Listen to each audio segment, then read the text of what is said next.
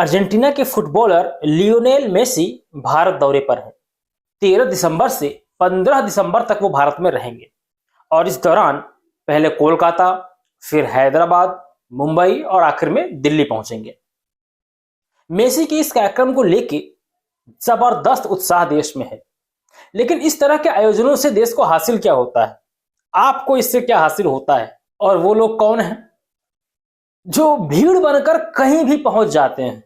नेताओं की रैलियों में धक्के खाना वहां पहुंच जाएंगे, बस में धक्के खाएंगे, ट्रेन में धक्के खाएंगे, और फिर देखता हूं इस तरह कोई विदेशी आता है तो उसके पीछे बौरा जाते हैं। आखिर इस तरह के आयोजनों का होल एंड सोल उद्देश्य क्या होता है? क्या इसमें कोई देशभक्ति है? क्या इसके पीछे कोई सोशल मैसेज है? कोई सोशल या कल्चरल या स्पोर्ट्स अवेकनेस है? कहने को तो लोग यही कहते हैं कि फुटबॉल को प्रमोट करने के लिए सारा का तामझाम किया जा रहा है, लेकिन सच्चाई क्या है? इस तरह के आयोजनों का मूलभूत उद्देश्य क्या होता है? इस वीडियो में इसी को समझेंगे। पूरा वीडियो देखिएगा, तथ्यों के साथ सारी जानकारी आपके सामने रख दूंगा कि जब इस तरह के मेगा इवेंट्स होते हैं तो खर्चे कौन उठाता है और आपको हासिल क्या होता है। कुछ जानकारी मेरे पास है, कुछ डिटेल्स मैंने इकट्ठा की है, लेकिन एक बात समझ लीजिए, इस पूरे आयोजन में कितना खर्च हुआ है और कितनी इसकी कमाई है, इसका कोई आधिकारिक आंकड़ा मेरे पास नहीं।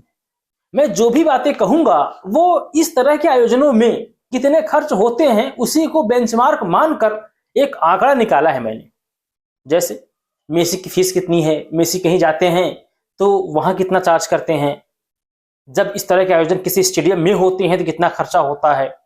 तो इस तरह से हमने पूरा एक बेंचमार्क बनाया हुआ है और उसी के इर्द गिर्द मैंने इन आंकड़ों को बहुत ही वैज्ञानिक तरीके से इकट्ठा किया हुआ है। चलिए शुरू करते हैं। इस पूरे टूर के दौरान मेसी के कुल 4 प्रोग्राम हैं। पहला कोलकाता में, दूसरा है हैदराबाद में, तीसरा मुंबई में, चौथा दिल्ली में। हैदराबाद में जिस जगह पर ये इवेंट हो रहा है, कोलकाता के साल्ट लेक इलाके में स्टेडियम है, वो फुटबॉल का स्टेडियम है। 85,000 उसकी सीटिंग कैपेसिटी है स्टेडियम की। इस स्टेडियम की जो फीस रखी गई है, जो एंट्री पास रखा गया है, वो 7,000 रुपए का एवरेज में मान लेता हूं। इससे कम भी हो सकता है, इससे ज्यादा भी हो सकता है। तो एक ऑन एन एवरेज जो पास है वो 7,000 रुपए का है। अगर सभी पास बिक गए, सभी 85,000 सीटें फुल हो गई, तो टिकट बिक्री से कमाई हुई 59 करोड़ रुपए की।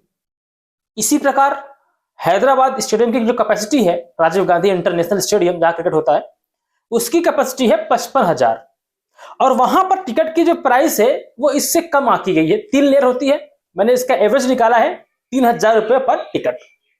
अगर सभी टिकट बिक जाती है तो 16 करोड़ 50 लाख रुपए के आसपास कमाई होती। मुंबई आते हैं। मुंबई के वानखेड़े स्टेडियम में मेसी का प्रोग्राम है और वानखेड़े स्टेडियम की फीस या एंट्री पास सबसे महंगा रखा गया है, ऑन एन एवरेज 8,000 रुपए पर टिकट। और सभी 33,000 टिकट अगर बिक जाते हैं तो 26 करोड़ 40 लाख रुपए कमाई हो सकती है। दिल्ली का जो एवरेज पास का रेट तय किया मैंने एक अनुमान लगा के, वो है 6,000 रुपए के आसपास। ये मीडिया रिपोर्ट्स और तमाम चीजों को मिला के एक एवरेज निकाला गया है। इसके अलावा एक बड़ी बात इसमें है, मीट एंड ग्रीट। मतलब अगर आप बहुत मोटे माल आपके पास हैं तो 10 लाख रुपए का एक टिकट खरीदिए और मेसी से मिलकर हाथ मिलाइए। समझिए, 10 लाख रुपए का एक टिकट लीजिए, मेसी से मिलिए, उससे हाथ मिलाइए। आयोजकों ने कुल 100 टिकट इस कैटेगरी में बांटे हैं। इसमें एक बात यह तय नहीं हो पाया कि 100 टिकट हर शहर में है या पूरे टूर के दौरान 100 टिकट है। मैंने इसको पूरे टूर के दौरान 100 टिकट मान लिया है। तो 10 लाख का एक टिकट और 100 टिकट बिक गए, अब बिक गए होंगे, इसमें कोई डाउट नहीं है। तो कमाई हुई 10 करोड़ रुपए की। और यदि हर शहर में 100 वीआईपी टिकट हैं, बेचे गए हैं 10 लाख वाले, तब ये कमाई हो जाएगी 40 करोड़ रुपए।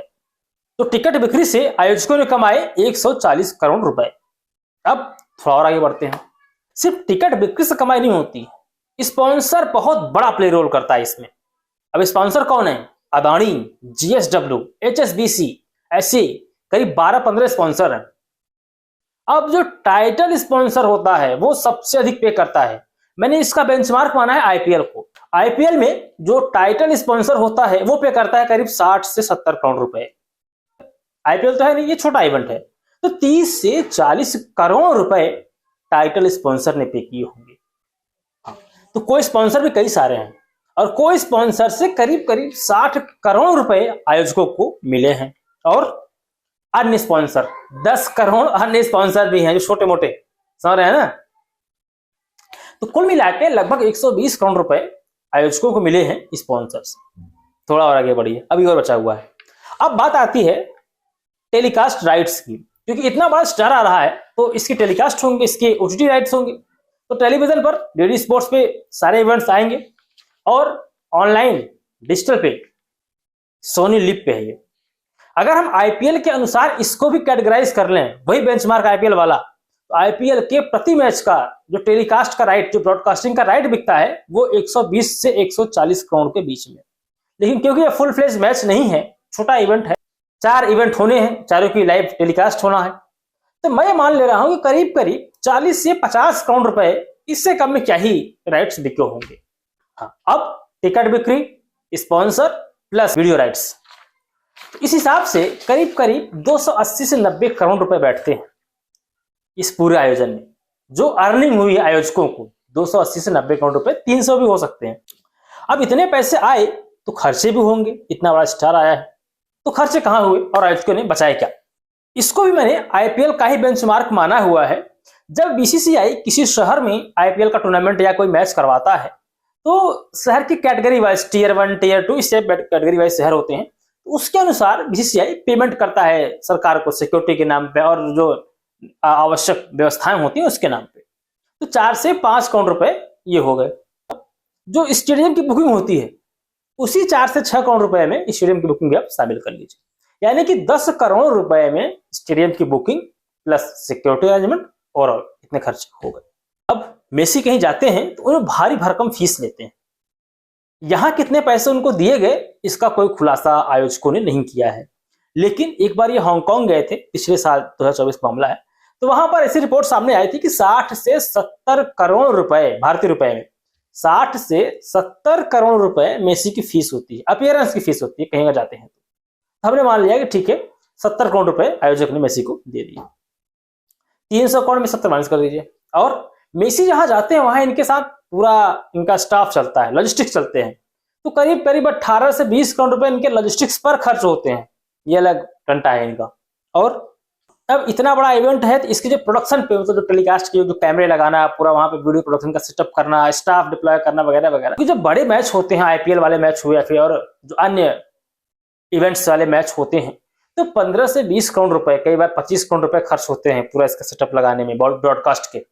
इसमें ऐसा कुछ तो है नहीं, इसमें बहुत मिनिमम टेक्नोलॉजी का इस्तेमाल करके सेटअप लगाया गया है। और ऐसा मान सकते हैं कि करीब करीब 5 से 7 करोड़ रुपए खर्च हुए होंगे। पीआर में कुछ खर्च हो गए होंगे, जो कंपनी ने आयोजन किया है कुछ पीआर में खर्च कर दिया गया होगा, है ना। तो ये पूरी बात हो गई। ले देखिए पूरा जो खर्चा आया वो करीब करीब 110 करोड़ रुपए के आसपास, 290 करोड़ की कमाई, 110 करोड़ खर्चे हो गए। तो 180 करोड़ रुपए अभी भी आयोजकों के पास बच गए हैं। अब इस 180 करोड़ रुपए में से आयोजकों को टैक्स देना है, ये टैक्सेबल अमाउंट है। इस पर टैक्स लगेगा 25%। अगर भारतीय कंपनी ने आयोजन किया है तो 25%, एलएलपी कंपनी, अगर एलएलपी कंपनी है तो 30%। और मेसी को जो इस इवेंट के बदले में पैसे मिले 60 या 70 करोड़ रुपए जो भी लिया इन्होंने, इस पर आयकर लगता है। मेसी 20%, 20% टैक्स देंगे प्लस 4% सेस, तो इस अनुसार 24% मेसी को टैक्स देना पड़ेगा। इसमें एक चीज यह भी रहता है, कई बार डील का हिस्सा होता है कि जो टैक्स होगा, मेसी की जो फीस होगी वो टैक्सेबल नहीं होगी, मतलब टैक्स का हिस्सा आयोजक पे करेंगे, मेसी पे नहीं करेंगे। हो सकता है ऐसा ही हुआ हो। तो आयोजकों के पास अभी 180 करोड़ रुपए बचे हैं। इस 180 करोड़ रुपए में मान लिया कि 25% या 30% टैक्स लग गया इनका, तब भी करीब करीब 130 से 140 करोड़ रुपए आयोजकों ने बचा लिए। इससे क्या सीखा आपने? आयोजक ने 100 करोड़ रुपए से ऊपर कमाई कर ली, मेसी ने 50-60 करोड़ रुपए कमाई कर ली, बाकी लोगों ने कमाई कर ली, और आप भीड़ बन के तालियां बजाने के लिए वहां गए और मिला क्या आपको? यही मिला आपको।